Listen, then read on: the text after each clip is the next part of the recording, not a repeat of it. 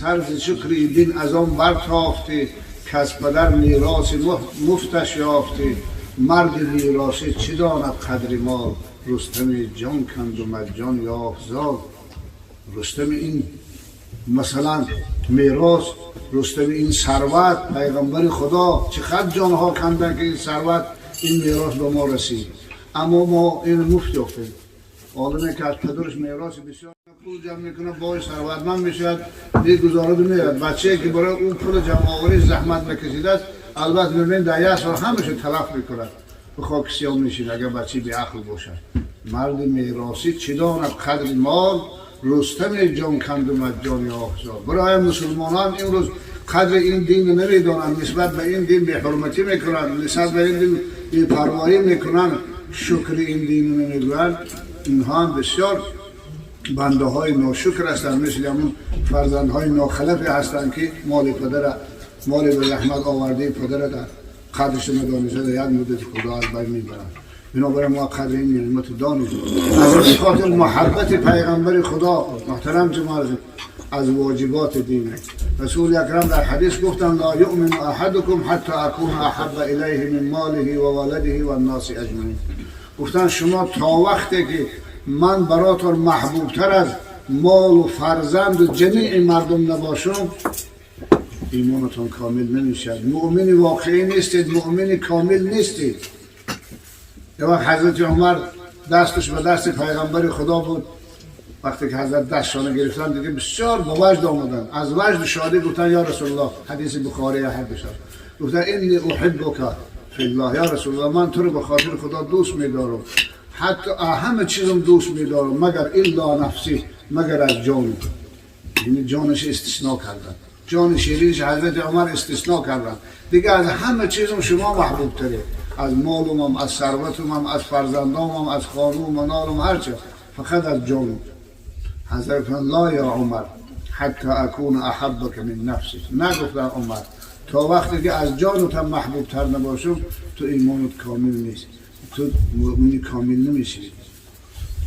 و حضرت عمر بعد از تفکر یه بار اشتباه خودشان فهمیدن و گفتن که یا رسول الان انت احب الی من کل شیء حتی من نفسک، اینک تو بر من یا رسول الله از همه چیز حتی از جانم محبوب تر هستی. صحابه های رسول اکرم این سخن یک دعوای خشکی خالی نداشتن، اونها در حیات همین دعوای محبتی که از مال و فرزند و همه چی پیغمبر خدا دوستت می داشتن، بیشتر دوست می داشتن، در حیات تطبیق کردن. من چند مثال میارم.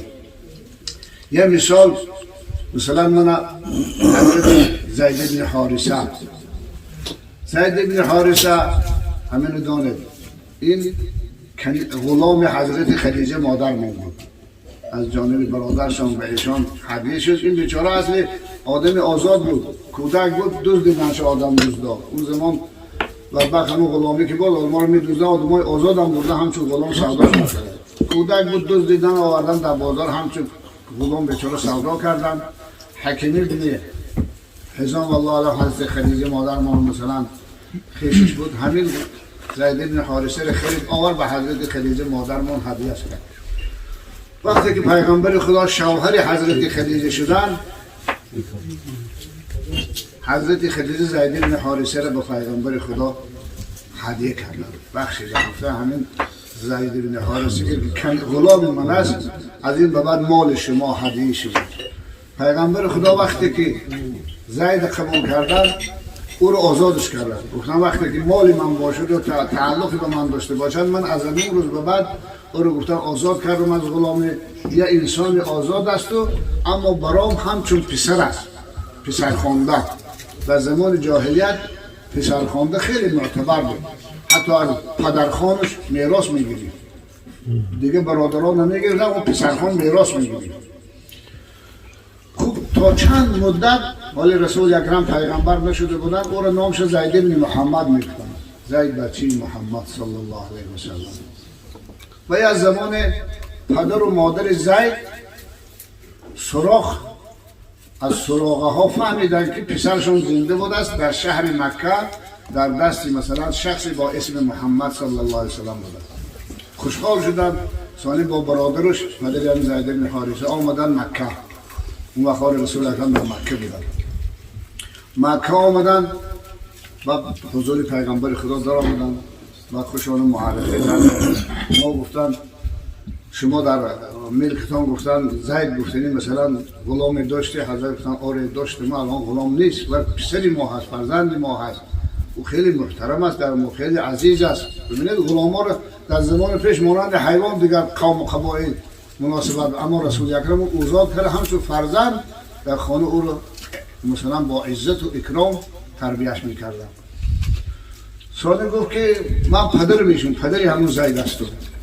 ما من اینش عمک هر دو ما به خاطر آمده که شما یک جوان مردی کنه احسان کنه فرزند ما رو به ما برگردونید. رسول اکرم گفتن باشه، من الان زید دعوت میکنم، اگر زید قبول بکنه با شما رفتنم.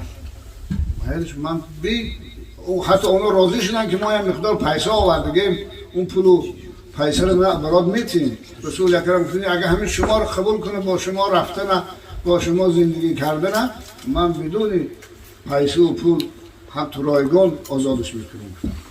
و حضرت زید فریاد کردن، حضرت زید آوردن، زید بن حارثه در آمد، پدرشان شناخت، عمکشان شناخت، آغوش گرفتن، خیلی گریه کردن، گریه شوق البته، اشتیاق و شادی، گریه شادی. ثانی با پیغمبر خدا با پیشنهاد خودشانه به عرض کردن، گفتم این پدر و عمکت به خاطر شما رو گرفته بردن به قبیله خود را آمدیدن، نظر شما چیست؟ من به ایشان همه اختیار رو دادم، شما اگر اونا رو اختیار کنید رایگان بدون اجره و بدون پول میتونن شما رو گرم برن. میگه اگر ما رو اختیار کنید نور دیده بود در خانه من شما میتونید زندگی کنید. ولی نوجوان بودن، حضرت ممکن 14 و 15 که نرفته بودن. حضرت زید بن حارثه بدون استحاله، بدون حتی فکر و دیدگی گفتن یا رسول الله من هیچ احد را بر شما اختیار نمیکنم، از شما بالاتر نمیکنم، پدرمونم شما هسته، عمکمونم شما هسته، مادرمونم شما هسته، بنابراین من هیچ جا رفتنی نیستم. وقتی این سخن گفت و پدرش هم خوشحال شد، دید که آخه این کسی که سرپرستی از پسرش میکنه حتی از خودش نسبت او مهربانتر است، نسبت او مشفقتر است و با رازگی خلاصه پدرش با عمکش کوچ بستن و با برگشتن رفتن. انا همین حدیث خودش دلیل است نیا کنید حتی از پدر و مادر حضرت زید بن حارثه پیغمبر خدا را بالاتر دانست. و یک حدیث دیگر میگم، یک روایت دیگر. دختری ابو سفیان یکی مثلا از اول سرورای قریش بود، یکی از دشمنان سرسخت پیغمبر خدا بود در مکه، رئیس مکه بود، گویا رئیس قبیله قریش در مکه بود. بعدا خیلی مسلمان شد، اسلام آورد، در اسلام با خیلی خدمت هم کردگی است. دختر داشت با ام حبیبه، دخترش مسلمان بود. بعد که شوهرش وفات کرد رسول اکرم همه ام حبیبه دختر ابو سفیان ازدواج کردن و الان بیا بایشون بید بشون خدماتان حسنات. همین ام حبیبه را حضرت در صلح حدیبیه وقتی که بین مکه و مدینه صلح شد، بین رسول اکرم با ابو سفیان یک صلح موقتی شد، بر رفت و آمدها بین مردم مسلمان با مکه، از مکه به مدینه دیگر امن شد. دیگه مسلمان ها میتونست از مدینه مکه روند، از مکه میتونن کافران مشرکان مدینه بیان. یا وقت همین ابو سفیان مجلس خانه دخترش آمد مدینه، البته برای یک کار به نزد پیغمبر خدا آمد، برای تمدید صلح، برای صلحشان تمدید کردن آمده. بعد در خانه پیغمبر خدا حجره هاشان هر زنش یک حجره مثلا ساده داشتن، بالاش حتی بام نداشت، شاخ خرما بود، حتی بعضی در نداشت، حجره در پرده بود، خانه سادی مثلا گلی. و اول حجره دخترش آمد، دختر هم به این بهانه رو هم میبینیم. داخل شد، خیلی دختر ام حبیبه مادر ما در داخل حجره بود، استقبالش کردن. وقتی داخل حجره شد دید یک کرپه پرتافتگی، خود برای کرپه نشیند که ام حبیبه دختر شد. در کرپه رو جمع کردن، از زیر پشت گرفتن.